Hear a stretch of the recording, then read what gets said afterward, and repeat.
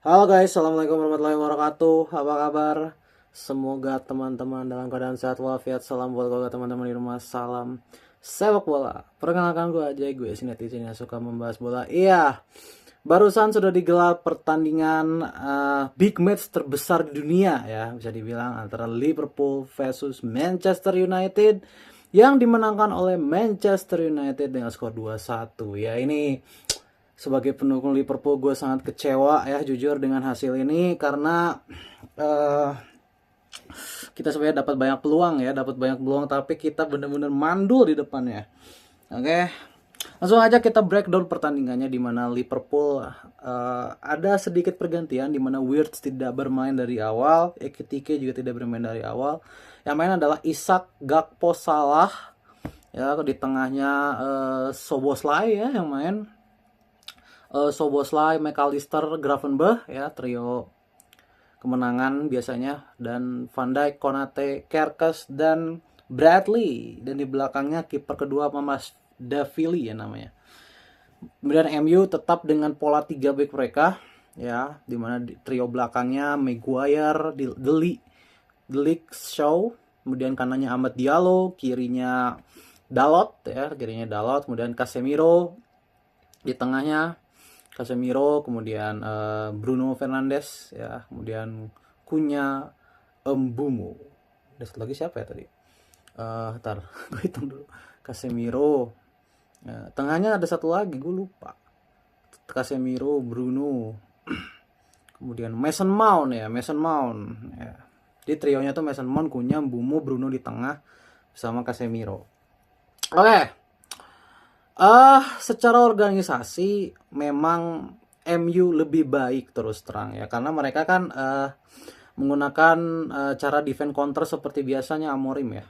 Dan MU langsung mendapatkan gol di menit kedua lewat serangan pertama mereka, lewat strike forward ke Amad Diallo, kemudian diselesaikan oleh Mbumo yang berhasil mengambil sela-sela dari Van Dijk dan Kerkes. 1-0 untuk MU di menit kedua.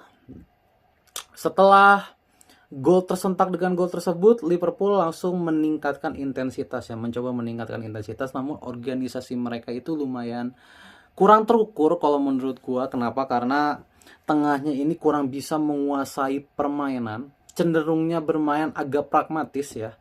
Jadi pengennya langsung strike. Dan satu hal yang kurang dari Liverpool adalah kreativitas di depan, terutama Isak dan Salah. Tidak berfungsi sama sekali Isak dan Salah. Yang bekerja hanya Gakpo aja tadi di depan. Bola kalau jatuh di kaki Salah hilang. Apalagi Isak. Isak ini benar-benar hampir tidak terlibat dalam permainan. Ya, turun menjemput bola untuk melakukan kombinasi jarang. Kemudian di kotak penalti juga dia jarang banget dapat bola. Isak ini sangat tidak terlibat dalam permainan. Nih gue mempertanyakan lagi ya, emang harga Isak layak 130 juta? Karena gue, kalau kalian lihat YouTube gue adalah satu orang yang sangat mengkritisi Liverpool membeli Wirtz 150 juta dan Isak 130 juta, dan terbukti mereka berdua tidak perform. Ya. Kemudian MU organisasinya jauh lebih baik. Ya, di depannya juga penuh dengan kreativitas. Mbumo, Kunya, Amad Diallo bermain luar biasa. Hanya Mason Mount yang tidak terlibat dalam permainan. Ya. Mbumo dengan ciri khasnya ya, cara memegang bola dia yang sangat kuat. Kemudian Amad Diallo dengan gocekannya sangat merepotkan di sisi kanan. Kunya yang bermain agak, meskipun dia sebenarnya di kiri tapi dia agak ke tengah ternyata mainnya ya, agak inverted ke tengah. Kunya juga melakukan pergerakannya sangat banyak. Namun skor 1-0 bertahan hingga babak pertama selesai ya. Di babak kedua, Liverpool berusaha melakukan perubahan, teman-teman.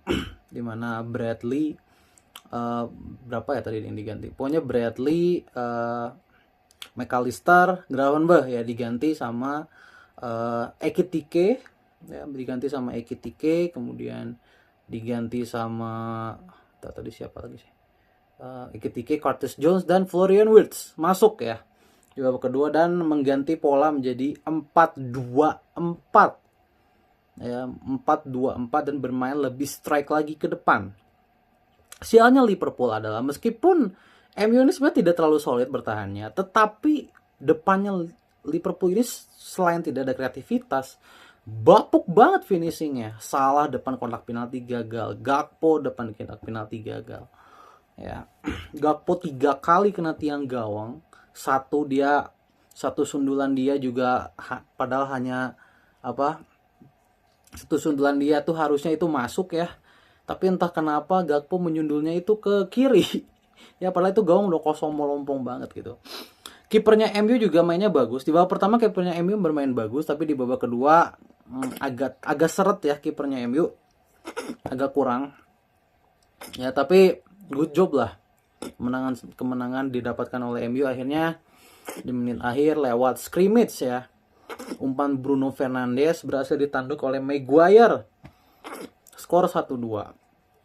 Dan skor 1-2 bertahan hingga akhir pertandingan. Dan hasil ini membuat MU sementara naik ke peringkat 9 klasemen.